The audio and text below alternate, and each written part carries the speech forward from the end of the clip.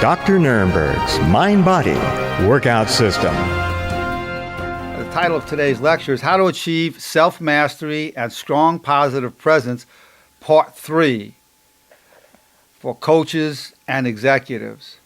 Let's do a little recap. This is the third lecture with this title, Part 3. There's so much to talk about. But when we talk about self-mastery, we talked about the difference between being a slave to our thoughts, and we talked about the path to freedom. And self-mastery is the path to freedom. We're going to discuss again, we're going to review how we achieve that, and it has to do with choosing our thoughts. What we do is look at thought options. What are the options you have about the thoughts that go through your mind?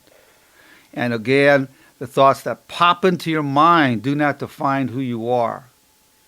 The thoughts you choose to have. So we go through the process of identity clarification. The thoughts that pop into your mind, as we've said before, are based on your conditioned mind, your family upbringing, and the society you live in. And then your genetic mind, your instinctual mind. And a lot of those thoughts are pretty negative. Somebody does something to you, you want revenge, or you're in a situation, you feel fearful, insecure, panicked, humiliated. You didn't choose those feelings. So we're talking about you're not the thoughts you have, your thoughts you choose to have. So that's the ultimate in thought partnering. You say, look, you can have the thoughts you're having, or would you like to know some options and other thoughts you could be having? Would you like to know what the options are? Because most people don't know they have options. They just think, well, these are the thoughts I have, this is who I am, and it's defined by my situation. So they're literally slaves to the circumstance they're in. And so once you understand that you are the thoughts you choose to have, then you achieve freedom because you define who you are at any given moment. So we talk thought partnering, the ultimate of which is thought options. We're not pushing them on anybody. We're just saying, would you like to know what the options are? You have options, and here they are. And we have about 12 different thoughts that cover every circumstance that comes up in life.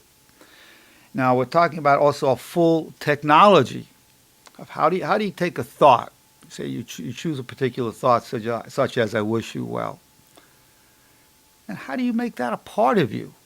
Well, I have the full technology with 22 factors, and just to review some of them, frequency. Now, we found that it's best to initially repeat the power thought twice an hour, but at least 7 times a day. Then we want to have what we call focusers, where you close your eyes, you repeat the power thought, and you listen to yourself saying the power thought. You listen to yourself think the power thought or saying it out loud. You can use an amplifier. For instance, you may have the power thought, I'm very grateful, or I'm grateful, and then your amplifier will be very grateful or extremely grateful. Then we talked about spiritualizers.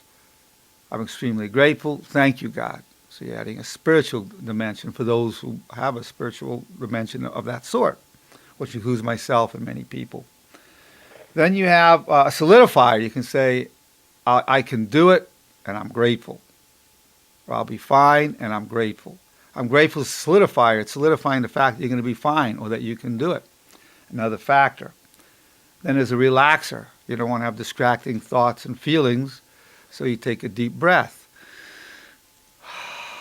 Preferably diaphragmatic breathing from the diaphragm to just relax yourself. So that's a relaxer, another one of the 23 factors.